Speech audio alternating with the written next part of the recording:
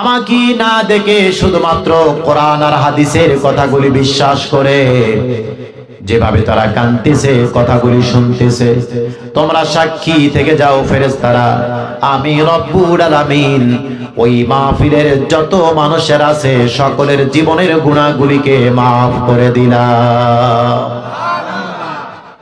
সুবহানাল্লাহ। একজন ফেরেশতা তখন দাঁড়িয়ে যায়। ফেরেশতা দাঁড়ানোর পর বলতেছে, আল্লাহ তুমি সকলকে মাফ করে দিলা?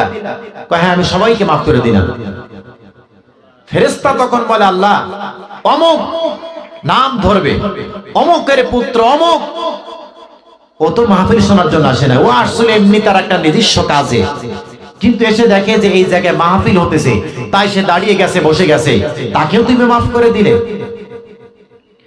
বুখারী শরীফের হাদিস এসেছে, আল্লাহর নবী বলেন, আল্লাহ পাক বলেন, আমার ফেরেশতারা তোমরা সাক্ষী থাকো, তোমরা জেনে রাখো, শুনে থাকো, এই কোরআনের মাহফিলে যারা আসে কোনো দিন তারা হতভাগ্য হয় না।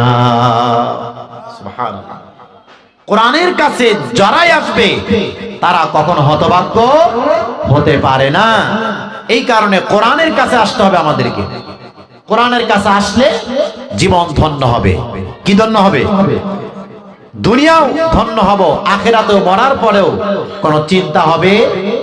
সূরা বাকারার মধ্যে আল্লাহ তাআলা বলেছেন, ফামান তাবিআ হুদায়া ফালা খাউফুন আলাইহিম ওয়ালা হুম ইয়াহজানুন। আল্লাহ পাক বলেন, এই কোরআনকে অনুসরণ যারা করবে, এই কোরআনের আইন যারা মেনে চলবে, কোরআনের শাসন যারা মেনে চলবে, তাদের জীবনে কোনো ভয় নাই, তাদের জীবনে কোনো চিন্তাও নাই। তাদের কোনো চিন্তা নাই, তাদের কোনো রকমের কোনো ভয়, কোনো ভীতি তাদের নাই। এই কথা কার? আমার কথা নাকি আল্লাহর কথা? জোরে বলেন তো, কার কথা? আল্লাহর কথা। কাজেই কোরআন থেকে যদি কথা বলি রাগ করবেন না তো? রাগ করবেন ইনশাআল্লাহ। কোরআন হচ্ছে একটি কমপ্লিট জীবন ব্যবস্থা। কোরআনটা কি? একটা পূর্ণাঙ্গ জীবন ব্যবস্থার নাম হচ্ছে কোরআন। এই কোরআনের মধ্যে মানুষের জীবনে যা প্রয়োজন সব কথাগুলি আল্লাহ কোরআনের মধ্যে কোট করে দিয়েছেন। মানুষের জীবনে এমন কোন জিনিস নাই যেটার তথ্য, যেটার আলোচনা আল্লাহ কোরআনের মধ্যে বয়ান করেন নাই। দুর্ভাগ্য জাতি আমরা, কোরআনকে বুঝতে পারি নাই, কোরআনের সাথে সম্পর্ক তৈরি করতে পারি নাই। এই জন্য কোরআনের সাথে সম্পর্ক তৈরি করতে রাজি আছি তো ইনশাআল্লাহ? রাজি আছি তো ইনশাআল্লাহ? আল্লাহ সকলকে কবুল করেন, বলেন আমিন। প্রিয় ভাই সব, আজকের এই মাহফিলে আমি যে বিষয়টি নিয়ে আপনাদের সামনে উপস্থাপনা করতে চাই, কোরআন হচ্ছে একটি মহাসমুদ্র। মহাসমুদ্র, এর আলোচনার কোনো শেষ নাই। বহু বিষয়ের উপর আল্লাহ তাআলা নিজে এর মধ্যে আলোচনা করেছেন। আজকে মাগরিব পর থেকে এ পর্যন্ত উলামায়ে কেরাম তারা বিভিন্ন বিষয়ের উপর বক্তব্য রেখেছেন, কিন্তু এর বক্তব্যের কি কোনো শেষ আছে? আছে শেষ?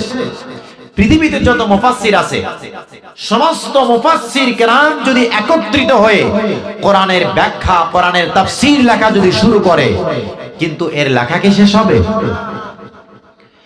আল্লাহ রাব্বুল আলামিন কোরআনে কারীমের ভিতরে বলেছেন, قُلْ لَوْ كَانَ الْبَحْرُ مِدَادًا لِكَلِمَاتِ رَبِّي لَنَفِدَ الْبَحْرُ قَبْلَ أَن تَنفَدَ كَلِمَاتُ رَبِّي وَلَوْ جِئْنَا بِمِثْلِهِ مَدَدًا।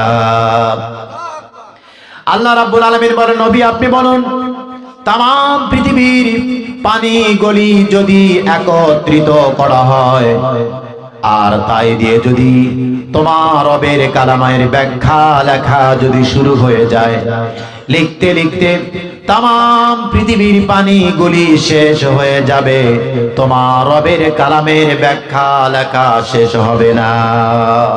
সুবহানাল্লাহ। এক আযীম কিতাব আল্লাহ আমাদের দান করেছেন। এর আলোচনার কোনো শেষ নাই। আটলান্টিক মহাসাগর, প্রশান্ত মহাসাগর, ভারত মহাসাগর, যত সাগর আছে, যত নদী আছে, ছোট বড় সব পানিগুলি যদি কলমের কালি বানানো হয়, আর যত বৃক্ষলতা আছে এগুলো যদি কলম বানানো হয়, আর কোরআনের ব্যাখ্যা যদি লেখা শুরু হয়ে যায়, লিখতে লিখতে সাগরের পানি শেষ হয়ে যাবে, বৃক্ষলতা শেষ হয়ে যাবে। আবারও যদি পানি দ্বারা ভরাট করা হয় নদীগুলিকে, আবারও যদি লেখা শুরু হয়ে যায়, তবুও এই কোরআনের ব্যাখ্যা, কোরআনের তাফসীর, এটার কোনো শেষ হবে না। এক আযীম কিতাব আল্লাহ তাআলা আমাদেরকে দান করেছেন। সুবহানাল্লাহ। কাজেই এই কিতাব থেকে আমি ছোট্ট মানুষ কি আলোচনা করতে পারবো?